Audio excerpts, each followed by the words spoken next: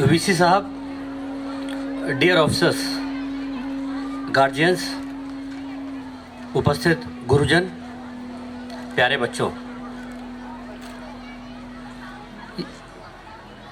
Summer camp का idea साथियों हम लोग डेवलपमेंट अथॉरिटी में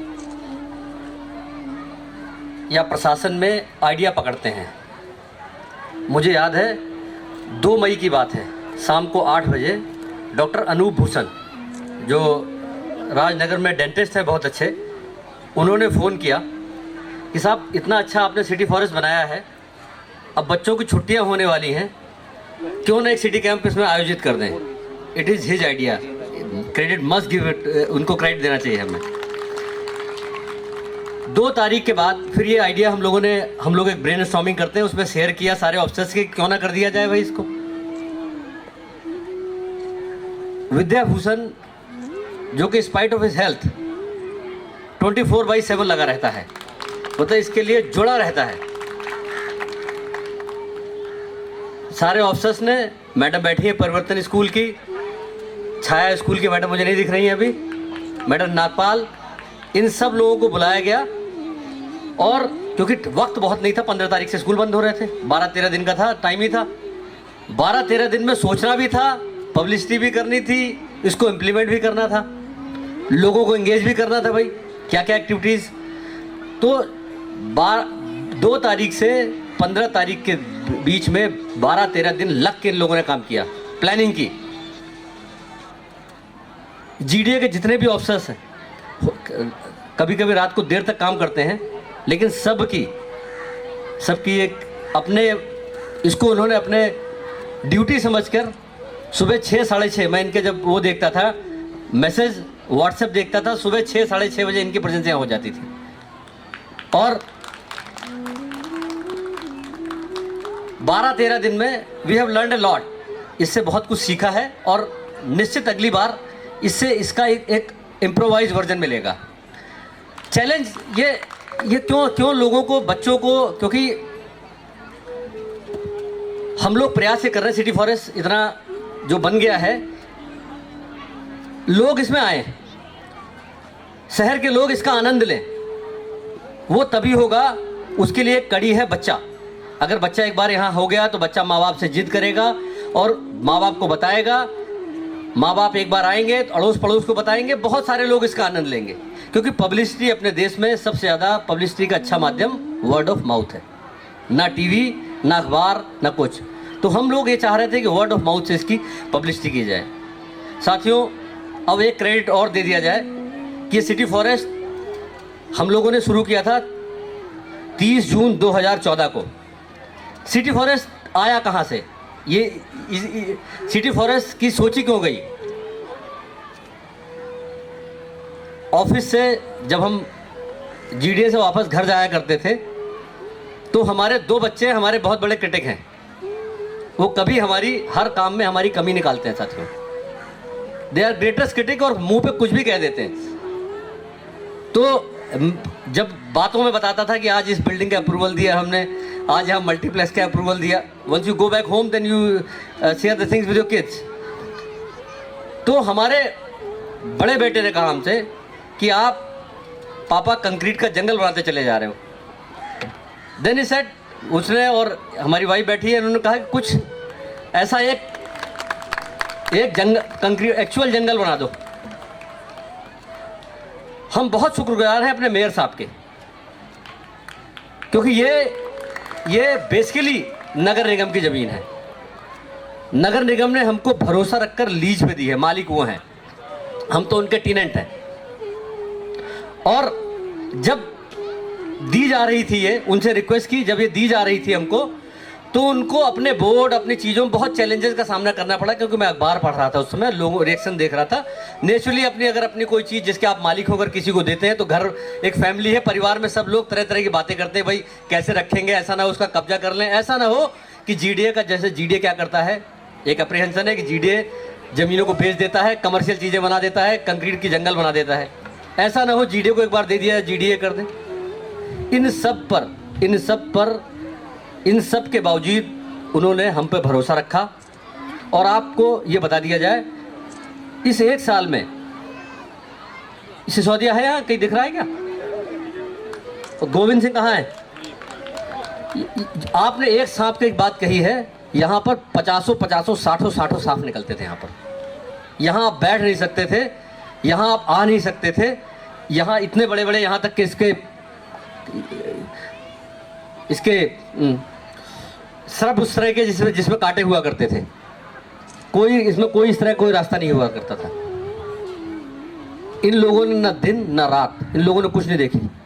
यहाँ का कॉन्ट्रैक्टर जिसने ये काम किया है, आएगा सब हाथ खड़ा करो भाई, इनकी टीम ने, साथियों हम लोगों ने तो खाली प्लान किया था, लेकिन इन लोगों ने एग्जीक्यूट किया है। इन लोगों ने इसमें अपना खून लगाया है भाई, इन लोगों ने अपना खून पसीना बहाया है। Actual credit must go to this guys यार। हम लोग तो बैठ के इसको ओवरऑल सुपरविजन किया करते थे, बहुत सारी चीज़ें लाना।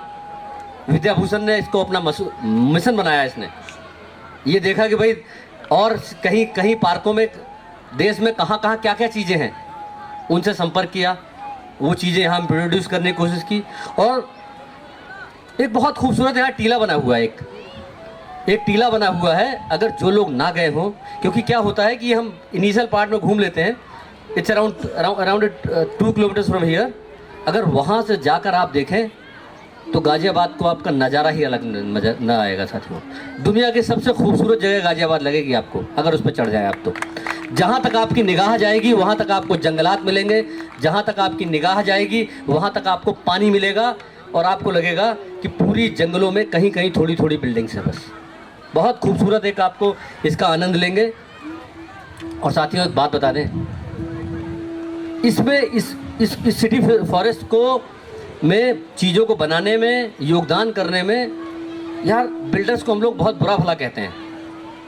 और जैसे बिल्डर नाम आता है तो एक निगेटिव एक दिमाग में चली जाती है, यार गलत है चीज़।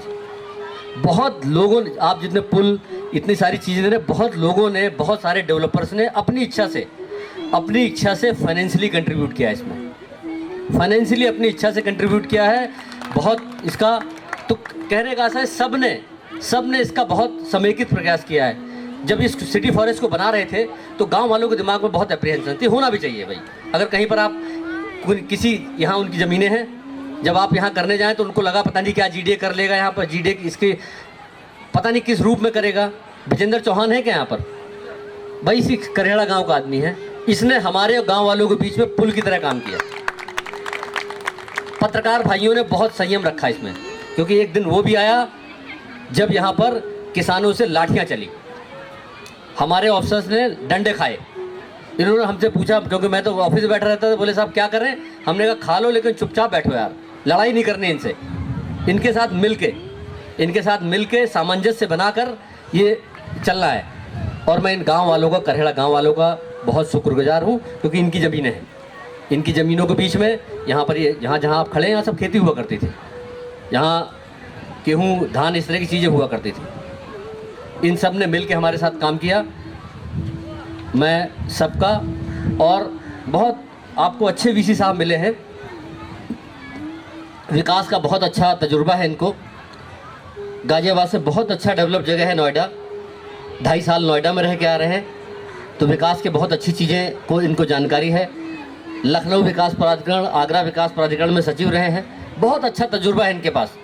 तो अनुरोध आप सबके साथ ये है कि जो आपके अच्छे आइडियाज़ हैं, जीडीए की हेल्पलाइन बनी हुई है, जीडीए की चीज़ें बनी हुई है, जैसे आप आइडिया दिया करते थे, उन आइडियाज़ को आपको शेयर करिए। एक अच्छी टीम है इनके पास, निश्चित गाज़ियाबाद विकास प्राधिकरण बहुत और अच्छे मकाम हासिल करेगा। इससे भी बहुत खूबसूरत चीज़ गाज़ियाबाद विकास प्राधिकरण बनाएगा। काम शुरू हो गया, जैसे सिटी फॉरेस्ट बना है ऐसे ही ये सिटी फॉरेस्ट 150 एकड़ बना है, लगभग 250 एकड़ में सिटी लेक बन रही है। इससे दावे के साथ कह रहा हूँ, इससे 10 टाइम्स खूबसूरत चीज़ होगी, वो इससे 10 गुना खूबसूरत चीज़ होगी। आप इसका आनंद लीजिए, सबके साथ कंधे से कंधा मिलाकर काम करिए।